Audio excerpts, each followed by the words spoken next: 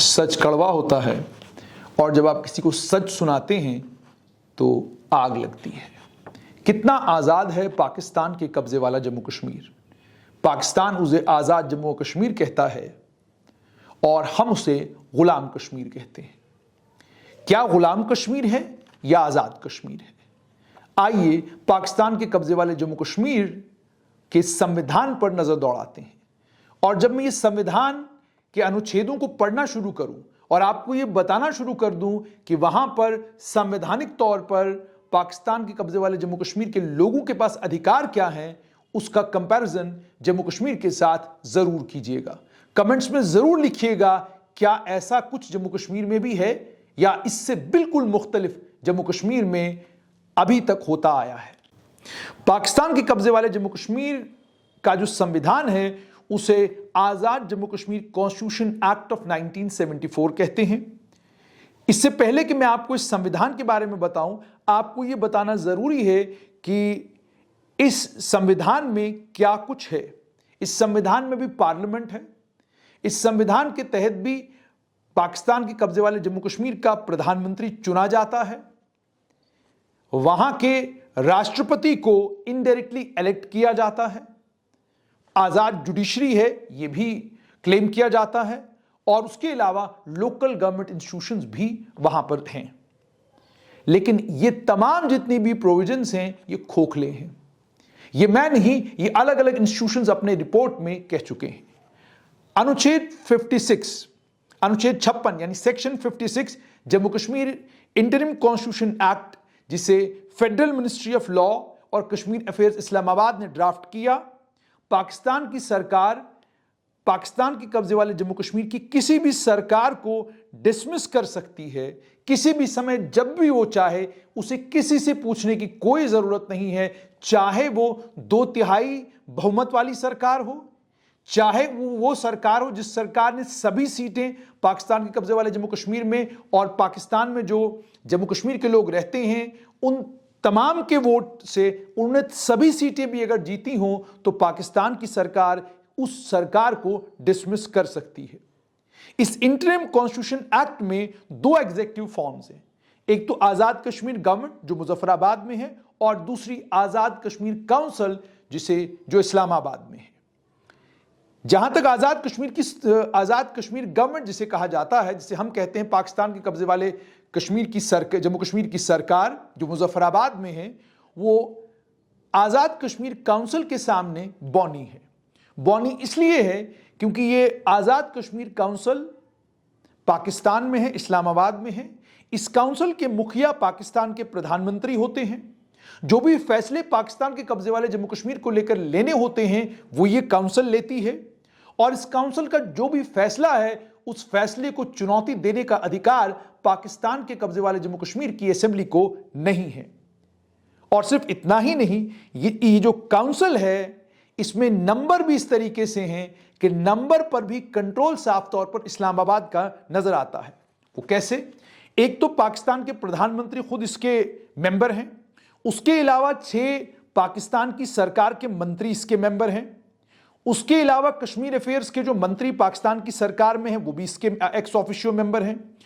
उसके बाद पाकिस्तान के कब्जे वाले जम्मू कश्मीर के प्रधानमंत्री इसके मेंबर हैं और जो असेंबली है पाकिस्तान के कब्जे वाले जम्मू कश्मीर की उसके 6 एमएलए भी इसके मेंबर हैं। तो आप हिसाब लगाइए कि इसमें 7 मेंबर पाकिस्तान के कब्जे वाले जम्मू कश्मीर से हैं और अगर आप पाकिस्तान की तरफ से देखेंगे तो 8 मेंबर हैं। तो इसका मतलब ये जो फैसला पाकिस्तान की सरकार पाकिस्तान के कब्जे वाले जम्मू कश्मीर को लेकर लेना चाहे ले सकती है, ये उसका विरोध भी नहीं कर सकते। ये जो इंटरिम कॉन्स्टिट्यूशन है इसमें 52 के करीब करीब सब्जेक्ट हैं और वो सारे तमाम सब्जेक्ट्स, मतलब साफ तौर पर ये डिफेंस ले लीजिए, हेल्थ ले लीजिए, एजुकेशन ले लीजिए, इस तरीके से जितने भी ये सब्जेक्ट्स हैं ये आजाद कश्मीर काउंसिल के अंडर आते हैं। यानी इन तमाम सब्जेक्ट्स पर फैसला करने का हक जो है वो पाकिस्तान की सरकार का है और इसे पाकिस्तान के कब्जे वाली जम्मू कश्मीर की हाई कोर्ट ने कहा है सुप्रा पावर। इसके फैसले आखिरी फैसले हैं और इन फैसलों को आप किसी अदालत में चैलेंज भी नहीं कर सकते।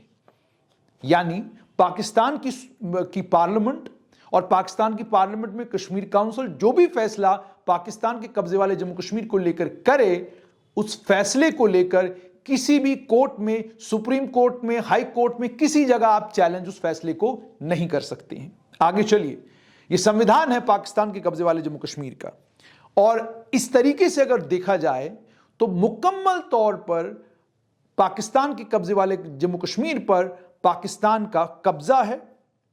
और वो जो आजादी की बात है, वो आजादी अगर आपको कहीं नजर आ रही है तो मुझे जरूर बताइएगा।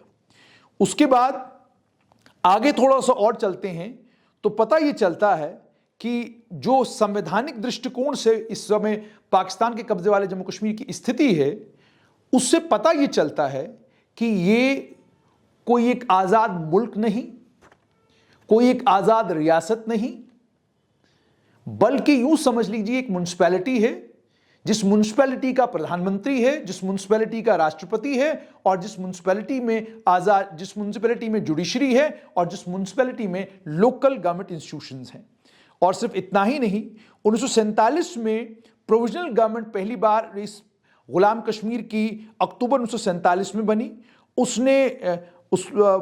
कराची एग्रीमेंट 28 अप्रैल 1949 को हुआ। उसमें defence, foreign affairs, negotiations with UNCIP, coordination of all affairs relating to Gilgit Baltistan, ये सब कुछ जो है वो दे दिया था कराची एग्रीमेंट के तहत पाकिस्तान को। लेकिन जैसे जैसे वक्त आगे बढ़ता गया, संविधान के अंदर संविधान 1974 में आया, तो हालत क्या हुई वो आपके सामने है। इसी पाकिस्तान के कब्जे वाले जम्मू कश्मीर के एक पूर्व राष्ट्रपति हैं, उनसे जब पूछा गया कि हालात कैसे हैं, तो उन्होंने कहा जो पाकिस्तान के कब्जे वाले जम्मू कश्मीर की सरकार है, इसे बनाती भी पाकिस्तान की सरकार है, ये है भी पाकिस्तान की सरकार और है भी पाकिस्तानियों के लिए। और उसने ये भी कहा कि जो पुराना वक्त था जब राजे महाराजे हुआ करते थे, बिल्कुल हालात वैसे ही हैं। फर्क सिर्फ इतना है कि पहले राजे महाराजे हमारे ऊपर रूल किया करते थे, अब इस्लामाबाद से हमारे ऊपर हुकूमत होती है।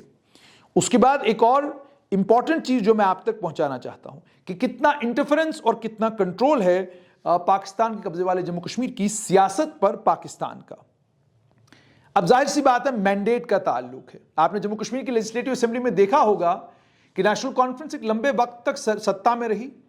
नेशनल कॉन्फ्रेंस से पहले अगर कांग्रेस सत्ता में रही, या उसके बाद पीडीपी कांग्रेस की कोलिशन गवर्नमेंट बनी, नेशनल कॉन्फ्रेंस कांग्रेस की कोलिशन गवर्नमेंट बनी, पीडीपी बीजेपी की कोलिशन गवर्नमेंट बनी, हर दौर में, हर वक्त में या तो कश्मीर का कोई सियासतदान, जम्मू कश्मीर का मैक्सिमम तो कश्मीर के सियासतदान जम्मू कश्मीर के मुख्यमंत्री रहे हैं। और उसके बाद एक आधा मौका जो है वो गुलाम नबी आजाद को मिला, जम्मू संभाग के थे, वो भी जम्मू कश्मीर के मुख्यमंत्री रहे।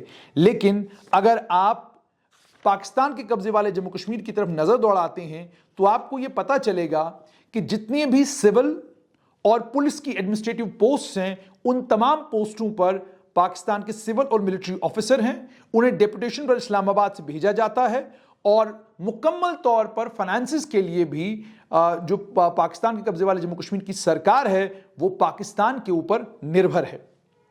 और उसके बाद सिर्फ इतना ही नहीं, जो ताकत है पाकिस्तान के कब्जे वाले जम्मू कश्मीर में, उसे पाकिस्तान आर्मी के जनरल हेडक्वार्टर जो रावलपिंडी में है, वहीं से सारे फैसले, वहां से सारे का सारा कंट्रोल जो है इसके ऊपर है। उसके अलावा एक कॉप्स कमांडर है जो हिल स्टेशन मरी में है, 2 घंटे का सफर है ये मुजफ्फराबाद से। ये माना जाता है पाकिस्तान में।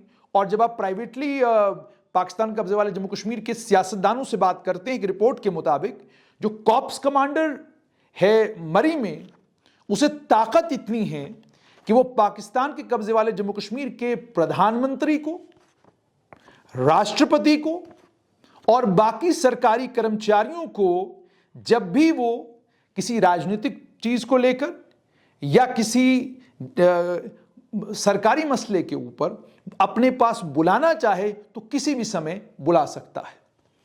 यानी कॉप्स कमांडर जब चाहे तब उस पाकिस्तान के कब्जे वाले जम्मू कश्मीर के प्रधानमंत्री को, राष्ट्रपति को अपने यहां बुलाता है, आइए आपसे बातचीत करनी है, और उन्हें दौड़कर मर्री पहुंचना पड़ता है। और सिर्फ इतना ही नहीं, अयूब खान का दौर था 1958 से लेकर 1968 तक, 1958 से 1968 तक। राष्ट्रपति केज खुर्शीद जो थे पाकिस्तान के कब्जे वाले जम्मू कश्मीर के, उन्हें एक मीडियम लेवल के पुलिस अफसर ने इस्तीफा देने पर मजबूर किया था और उसके बाद में उनको पलंदरी और दलाई कैंप के जेलों में रखा गया। पाकिस्तान के कब्जे वाले जम्मू कश्मीर के राष्ट्रपति। उसके बाद जुल्फिकार अली भुट्टो की जब सरकार 1972 से लेकर 1970 तक थी, एक और राष्ट्रपति थे पाकिस्तान के कब्जे वाले जम्मू कश्मीर के, सरदार कयूम, नाम आप सभी लोगों ने सुना होगा। अचानक एक फेडरल सिक्योरिटी फोर्सेस का एक मिड लेवल ऑफिसर आता है और उन्हें गिरफ्तार करता है और उसके बाद उन्हें डिसमिस किया जाता है राष्ट्रपति। थोड़ा और आगे चलते हैं। जियाउल हक के दौर में, जियाउल हक की सरकार में 1970 से लेकर 1988 तक ब्रिगेडियर हयात खान को पाकिस्तान के कब्जे वाले जम्मू कश्मीर का एडमिनिस्ट्रेटर बनाया गया। 7 साल तक वो एडमिनिस्ट्रेटर रहे। उसके बाद जब एक लोकतांत्रिक सरकार, सो कॉल्ड लोकतांत्रिक सरकार पाकिस्तान में 1988 में आई, बेनजीर भुट्टो पाकिस्तान की प्रधानमंत्री बनी और उनके फौरन बाद भुट्टो की जो पीपुल्स पार्टी थी, उनके भुट्टो की पीपुल्स पार्टी की सरकार जो है वो पाकिस्तान के कब्जे वाले जम्मू कश्मीर में इलेक्ट की गई। और उसके बाद जब 1990 में भुट्टो को पाकिस्तान के राष्ट्रपति ने निकाल दिया, उस समय के पाकिस्तान के कब्जे वाले जम्मू कश्मीर के प्रधानमंत्री मुमताज राठौर को हेलीकॉप्टर में बिठाकर इस्लामाबाद लिया गया और वहां पर उन्हें एक कागज दिया गया। उस कागज के ऊपर उनका इस्तीफा लिखा हुआ था। उन्हें कहा गया इस पर दस्तखत करिए, यह आपका इस्तीफा है। यह है आजाद जम्मू कश्मीर, जिसे पाकिस्तान कहता है, आजाद जम्मू कश्मीर के हालात। थोड़ा आगे और चलते हैं। नवाज शरीफ पाकिस्तान के प्रधानमंत्री 1990 में बने। दोबारा सरदार कयूम ताकतवर हुए और वो पाकिस्तान के कब्जे वाले जम्मू कश्मीर के प्रधानमंत्री बने और उस वक्त उन्हें कहा गया कि वो पाकिस्तान की आर्मी के नॉमिनी थे, इसीलिए उन्हें प्रधानमंत्री बनाया गया। उसके बाद बेनजीर भुट्टो जब दोबारा सत्ता में 1993 से लेकर 96 तक आई, उन्होंने सरदार कयूम को डिसमिस नहीं किया। लेकिन 1996 में पाकिस्तान के कब्जे वाले कश्मीर में चुनाव होते हैं और पाकिस्तान पीपुल्स पार्टी की सरकार दोबारा से पाकिस्तान के कब्जे वाले जम्मू कश्मीर में बनती है और सुल्तान महमूद चौधरी को प्रधानमंत्री बना दिया जाता है। यानी सत्ता परिवर्तन पाकिस्तान में होता है और उस सत्ता परिवर्तन का सीधा असर पाकिस्तान के कब्जे वाले जम्मू कश्मीर पर भी पड़ता है। लोगों का मन बदल जाता है, लोग उसी को प्रधानमंत्री चुनते हैं जो प्रधानमंत्री पाकिस्तान का बनता है। और प्रधानमंत्री, मुख्यमंत्री नहीं है, प्रधानमंत्री है। जनरल मुशर्रफ 1999 कू किया उन्होंने। सरदार मोहम्मद अनवर खान जो है वो राष्ट्रपति बने पाकिस्तान के कब्जे वाले जम्मू कश्मीर के 25 अगस्त 2001 को। सरदार अनवर को नॉमिनेट किया था आल जम्मू कश्मीर मुस्लिम कॉन्फ्रेंस ने। मुस्लिम कॉन्फ्रेंस उस समय रूलिंग पार्टी थी पाकिस्तान के कब्जे वाले जम्मू कश्मीर की लेजिस्लेटिव असेंबली में और उसे उस समय मुशर्रफ का समर्थन हासिल था। जुलाई 29, 2001 इस्लामाबाद में एक फैसला हुआ। इस्लामाबाद में यह फैसला हुआ कि हमने सरदार मोहम्मद अनवर खान को राष्ट्रपति बनाना है पाकिस्तान के कब्जे वाले जम्मू कश्मीर का। आपको जानकर हैरत होगी कि असेंबली के जितने भी मेंबर थे, पाकिस्तान के कब्जे वाले जम्मू कश्मीर की लेजिस्लेटिव असेंबली के जितने भी मेंबर थे, उनमें से किसी को मालूम नहीं था कि ये सरदार मोहम्मद अनवर आखिरकार हैं कौन, जिन्हें पाकिस्तान के कब्जे वाले जम्मू कश्मीर का राष्ट्रपति बनाकर भेजा जा रहा है। उसके बाद अनवर अब थे कौन? राष्ट्रपति बनने से पहले वो पाकिस्तान की आर्मी में 35 साल रहे और वो आर्मी मेजर जनरल थे जिस समय उनकी अपॉइंटमेंट हुई और आर्मी से रिटायर 4 ही दिन उनको रिटायर हुए हो गए थे। उन्हें राष्ट्रपति बनाया गया 1 अगस्त 2001 को और सिर्फ उनकी जो रिटायरमेंट भी थी वो एक ऑर्डिनेंस के तहत हुई, जो ऑर्डिनेंस प्रेसिडेंट उस समय के राष्ट्रपति, पाकिस्तान के राष्ट्रपति मुशर्रफ ने ऑर्डिनेंस इशू किया और उसमें जो सरकारी मुलाजमों के ऊपर एक रिस्ट्रिक्शन थी कि आप किसी सियासी पोस्ट पर नहीं आएंगे 2 साल तक के लिए, उसको वेव ऑफ कर दिया गया। और उसके बाद अनवर की जो टर्म थी, जब पाकिस्तान के कब्जे वाले जम्मू कश्मीर में असेंबली के चुनाव हुए जुलाई 11, 2006 को उनकी टर्म खत्म हो गई। 27 जुलाई 2006 AJK मुस्लिम कॉन्फ्रेंस के कैंडिडेट राजा जुल्करनैन खान को पाकिस्तान के कब्जे वाले जम्मू कश्मीर का राष्ट्रपति 5 साल के लिए बनाया गया। सरदार सिकंदर हयात खान जो पाकिस्तान की राजनीति के एक बड़े कद्दावर नेता थे, वो भी पाकिस्तान के कब्जे वाले जम्मू कश्मीर के प्रधानमंत्री रहे जुलाई 2001 से लेकर 25 जुलाई 2006 तक, और उसके बाद उन्हें बदला प्रेसिडेंट मुशर्रफ के नॉमिनी ने और मुस्लिम कॉन्फ्रेंस के अध्यक्ष सरदार अतीक अहमद खान ने। आजाद कश्मीर की पॉलिटिकल पार्टी के लैंडस्केप को बदलते हुए 1990 से ही जो असल ताकत थी कोई भी फैसला लेने की, वो ISI और पाकिस्तान की हुकूमत के पास रही, और आज भी हालात ऐसे ही हैं। आज भी हालात में कोई ज्यादा बदलाव नहीं आया है। ये कहा गया, और इसमें एक पाकिस्तान के मुजफ्फराबाद के ही एक वकील हैं सरदार करमदाद खान, उन्होंने कहा कि जो संविधान पाकिस्तान के कब्जे वाले जम्मू कश्मीर का है, जितने भी नुमाइंदा चुने हुए हैं, चुनकर आते हैं पाकिस्तान के कब्जे वाले जम्मू कश्मीर की असेंबली में, उन्हें कश्मीर कौंसिल जो है कंट्रोल करती है पाकिस्तान में। हाई कोर्ट और सुप्रीम कोर्ट के जज जो हैं, उन्हें जब तक ministry of Kashmir affairs approve नहीं करती तब तक वो अपॉइंट नहीं होते। और हालात यहां तक हैं कि जो मिनिस्ट्री ऑफ कश्मीर अफेयर्स हैं, उनकी ताकत इतनी है कि वो पाकिस्तान के कब्जे वाले जम्मू कश्मीर के प्रधानमंत्री को भी प्रधानमंत्री की छुट्टी कर सकते हैं। और सिर्फ इतना ही नहीं, चीफ सेक्रेटरी जो हैं पाकिस्तान के कब्जे वाले जम्मू कश्मीर के, वो भी प्रधानमंत्री को डिसमिस कर सकते हैं। और ये चीफ सेक्रेटरी भी इस्लामाबाद से तय होकर आते हैं कि कौन बनेगा चीफ सेक्रेटरी। और आर्टिकल 56 की बात करें तो पाकिस्तान के राष्ट्रपति को ये पाकिस्तान के राष्ट्रपति के पास ये ताकत है कि वो लेजिस्लेटिव असेंबली को डिसॉल्व कर सकते हैं। और अगर थोड़ा सा पाकिस्तान के प्रधानमंत्रियों के कालखंड पर नजर दौड़ाई जाए तो 1975 से लेकर 77 तक अब्दुल हमीद खान पाकिस्तान पीपुल्स पार्टी के प्रधानमंत्री थे। आप जानते हैं पाकिस्तान में उस समय पीपुल्स पार्टी का बोलबाला था। उसके बाद 2011 से 2014 तक पीपुल्स पार्टी के प्रधानमंत्री रहे राजा चौधरी अब्दुल मजीद। आप जानते हैं सत्ता में पीपुल्स पार्टी थी। उसके बाद पाकिस्तान मुस्लिम लीग सत्ता में आई तो राजा फारूक हैदर पाकिस्तान मुस्लिम लीग के वो प्रधानमंत्री बने पाकिस्तान के कब्जे वाले जम्मू कश्मीर के। फिर उसके बाद पाकिस्तान तहरीक-ए-इंसाफ सत्ता में आई तो 2021 में अब्दुल कयूम खान नियाजी पाकिस्तान के कब्जे वाले जम्मू कश्मीर के प्रधानमंत्री बने।